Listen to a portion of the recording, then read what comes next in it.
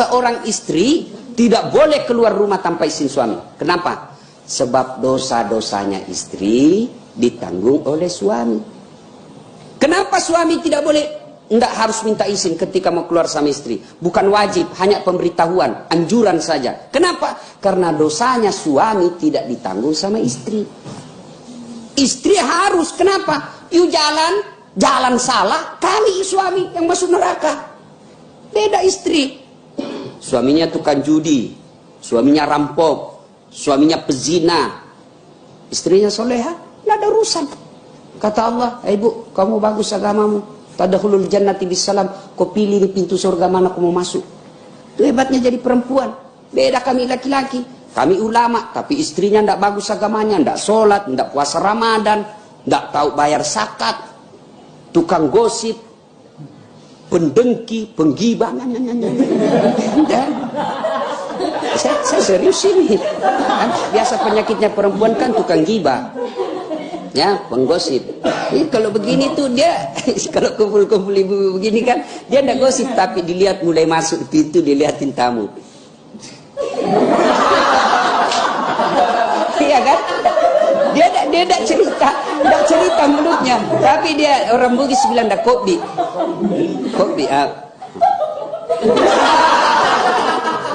Itu penyakitnya kan. Nah, kalau istri seperti ini, maka suami yang tanggung dosanya. Kenapa istrimu tidak sholat? Kenapa istrimu tidak puasa? Kenapa istrimu itu sudah harusnya haji dia padahal dia sudah mampu? Kami semua yang tanggung. Itulah ayat yang mengatakan ku ampusakum wa ahlikum nar. Maka seorang istri tidak boleh keluar rumah tanpa izin suami. Kalau dia keluar tanpa izin suami, maka langkah-langkah kakinya murka Allah.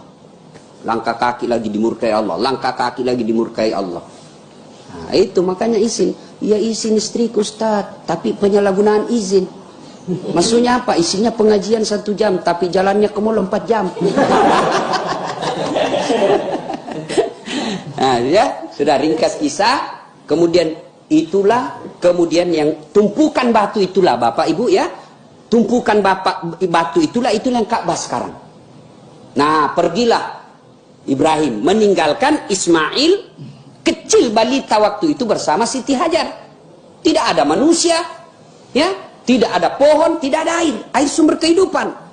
Menangislah Ismail kecil, kehausan. Lalu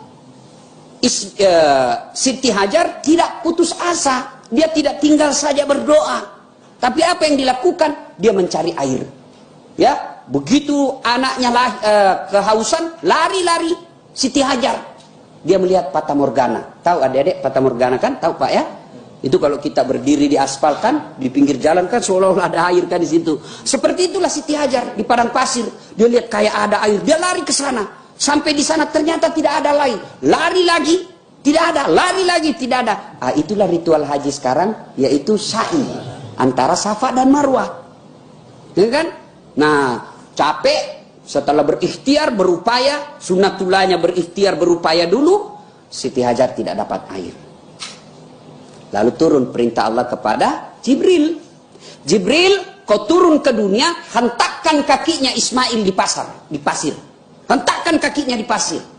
Ismail pun hentakkan kaki di pasir. Dengan izin Allah, muncrat air. Begitu muncrat air, Siti Hajar melihat. Siti Hajar melihat ada punceratan air. Lalu Siti Hajar berteriak, Zam-zam, Zam-zam. Air muncrat. Ada juga memaknai bahwa tutup itu air yang muncrat. Itulah sejarah Zam-zam sekarang. Nah, ibu bapak yang belum pernah minum air Zam-zam, para pemirsa yang belum pernah minum Zam-zam, berdoa, mudah-mudahan wabah segera berlalu, kita bisa ke Baitullah. Amin. Nah, bersama Dasat Latif.